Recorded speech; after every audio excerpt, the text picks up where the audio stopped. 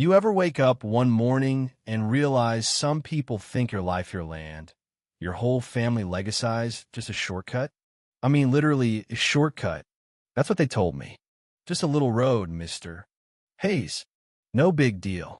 They didn't ask. They didn't warn me.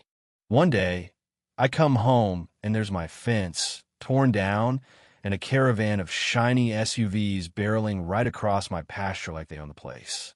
They called it community development. Me? I called it war because they had no idea what they just started. You want to know the real kicker? They forgot about the bulls. 2,000 pounds each, bloodlines older than their entire HOA. That barbed wire fence wasn't just metal. It was the last line between peace and chaos. And once Karen and her board crossed it, well, there's no going back. This isn't just another HOA nightmare. No, this is Justician Four Hooves. You probably heard stories like this, but let me set the record straight. My name's Malcolm Hayes. Used to be Army Logistics now. I run cattle on 38 acres my granddad fenced by hand back in '52. This ground raised 3 generations of us. It taught my boys, Gran and Ben, the kind of lessons you can't learn from books or YouTube. We raised Charolais bulls big, white, gentle if you know am, but territorial as all get out if you cross their line. People see them and think, oh, what sweet animals, until you wander into their turf without an invite. And it's a whole other story. Every strand of wire on my property means something. Every cedar post, hammered into the Oklahoma red clay by someone who loved this land. Fences matter out here, maybe more than anything, because they keep the peace. They're a promise. You respect my space, I'll respect yours. Simple, right? For decades, it worked until Summerhill crossings popped up over the ridge. Used to be rolling hay fields and old oaks. Now it's vinyl-sided houses, pastel clubhouses, and an HOA with rules about everything from mailbox color to apparently how far their influence should reach. Here's the thing. My deed's older than their entire subdivision. We're separation paper and in reality divided by nothing more than a 4-strand barbed wire and a dirt road ending in my gate. I never care much for their business. But last spring, this white SUV starts showing up. Same time, every week. Woman driving Karen Delaney, it turns out.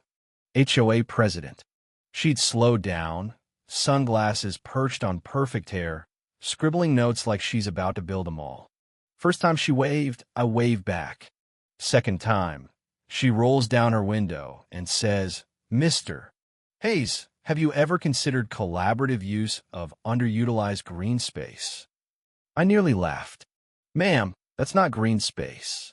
That's where my bulls eat, sleep, and occasionally settle their differences. Trust me, it's plenty utilized. She laughed, but not really at my joke. Karen had big plans. A community connector road right through my southeast pasture. Best traffic flow, property values, emergency access, all that jazz. I listened politely, watched her heels sink into the shoulder, and then said as clear as I could, no roads crossing my land without easement, fair compensation, and my say-so. None of which I see here. She smiled all teeth. We'll circle back. I'm sure we can find a neighborly solution. Yeah, right? Didn't take long for things to escalate. Grant shows me a screenshot from the HOA Facebook group, Vehicular Access Improvement Initiative bullet points about connective infrastructure and shared easements. Ben finds the first orange survey flags a week later, bright as day, lined up across my best grass. That night, I pull every last flag and stack them on their clubhouse porch with a sharpened note.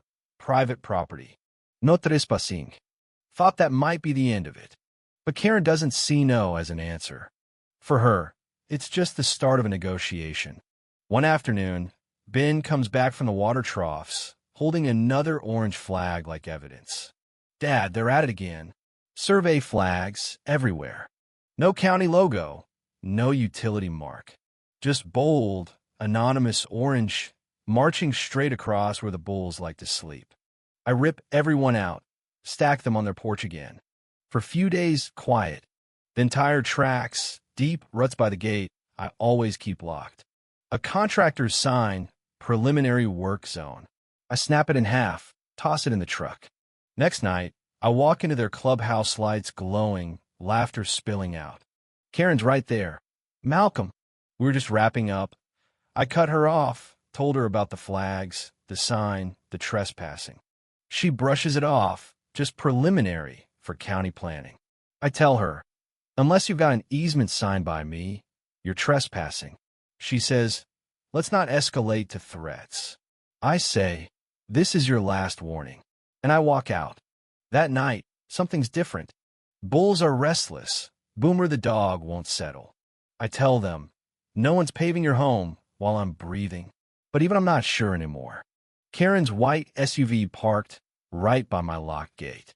She says it's just verifying the revised alignment. I tell her, this is Hazeland. Always has been. She just smiles. You'll get formal notice soon. Our goal is inclusion. Boomer growls.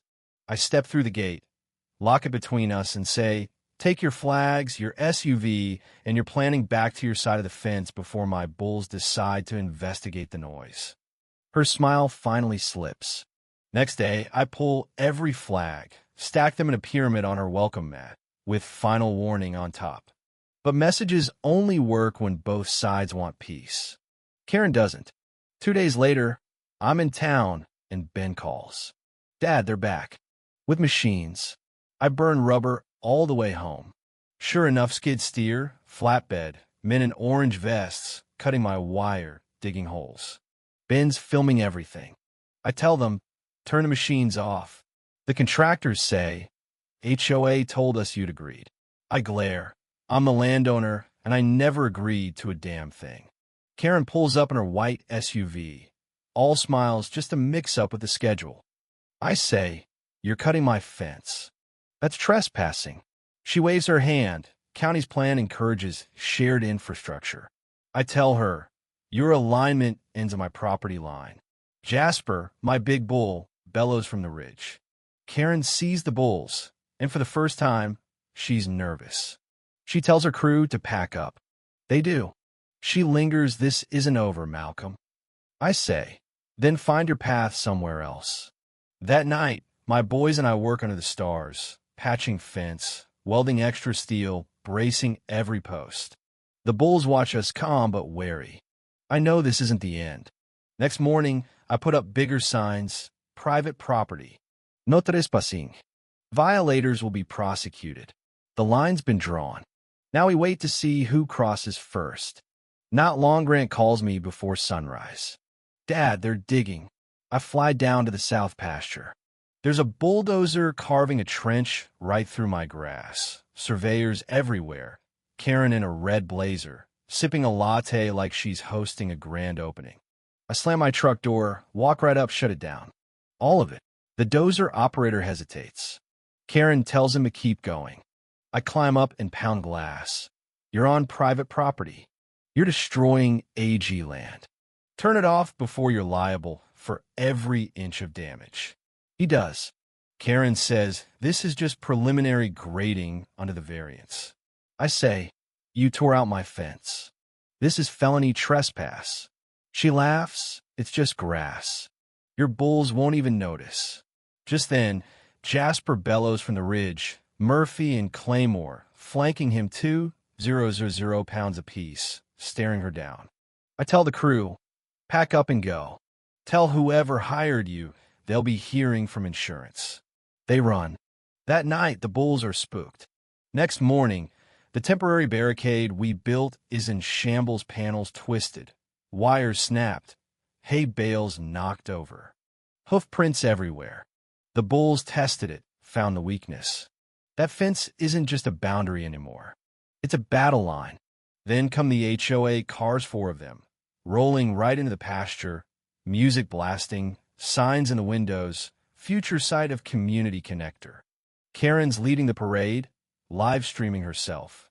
I radio my boys, hit the horn, but I'm too late.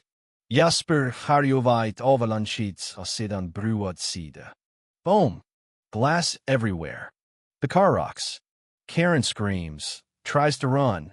But Murphy's blocking her SUV, snorting.